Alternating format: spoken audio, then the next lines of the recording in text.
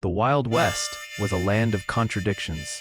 By day, the sun burned so hot the streets shimmered with heat waves, and dust clung to boots and lungs alike. By night, the cold bit sharp enough to freeze a man's bones if he strayed too far from firelight. Towns like Deadwood and Cheyenne rose fast, wooden shacks hammering up overnight, saloons glowing with lamplight, music spilling into the streets. Gunshots were as common as laughter, and justice was often decided by whoever had the fastest draw. And in the midst of it all, two figures walked. One, James Butler Hickok, known as Wild Bill. His long mustache framed a face worn by dust, whiskey, and war. His pistols hung low, his hands always ready.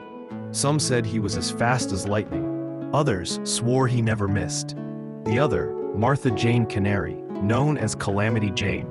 She wore men's buckskins, carried her own pistols, rode harder than most men, and cursed like she'd invented the words.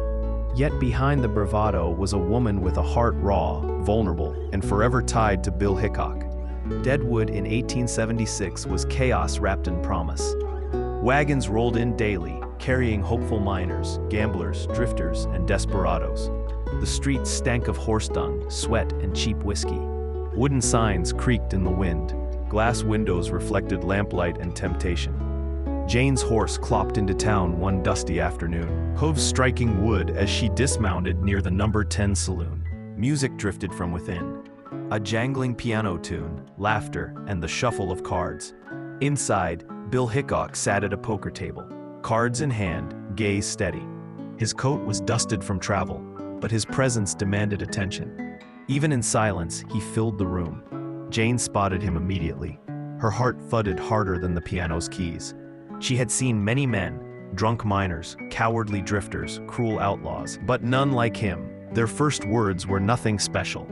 A spilled drink, a muttered apple, a glance that lingered too long. But for Jane, that moment rooted itself in her soul.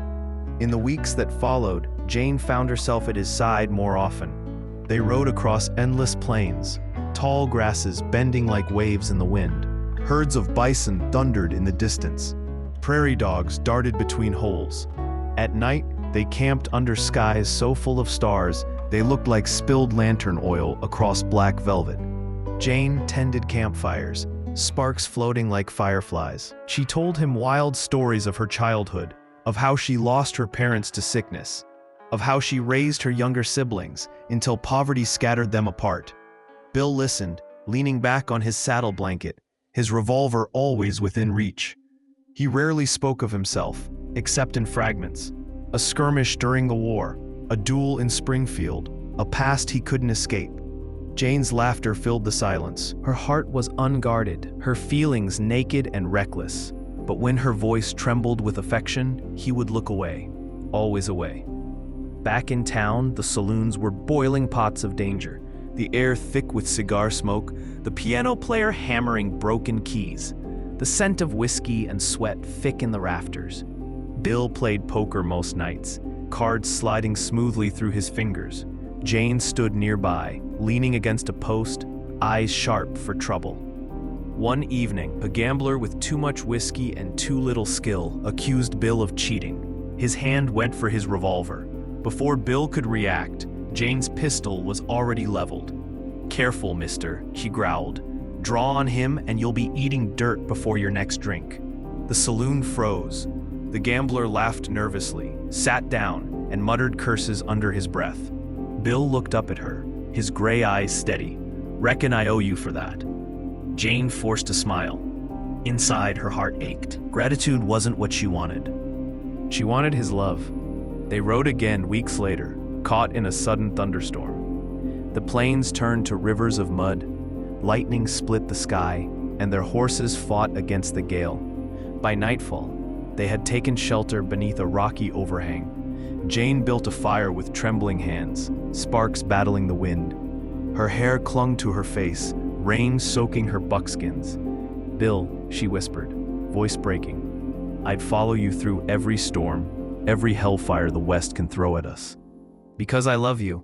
The flames crackled. He stared into them as if answers might rise from the embers. After a long silence, he spoke. "Jane, you're the bravest soul I've ever known, but my road don't leave room for love. Not for you, not for anyone." Her chest clenched. She bit back tears, turning her face so he wouldn't see. She nodded, though her heart shattered into pieces she'd never gather again. Still, she rode with him, through ambushes and narrow canyons, where bullets whined past their ears and horses screamed in terror. Through swollen rivers, where icy waters pulled at their boots. Through winter nights where snow buried their tents, and they huddled for warmth as coyotes cried into the wind. At every danger, Jane stood by him. At every sunrise, her love deepened, and at every sunset, his distance grew. It was August 2nd, 1876. Deadwood buzzed with life. Wagons clattered, children shouted. Miners poured into saloons with pockets full of gold dust. Inside the number 10 saloon, the air was thick with tobacco smoke. Laughter rolled like thunder, glasses clinked, and cards slapped across felt tables.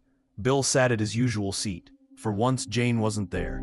She lingered outside, restless, pacing with unease she couldn't name. From the shadows, a man approached.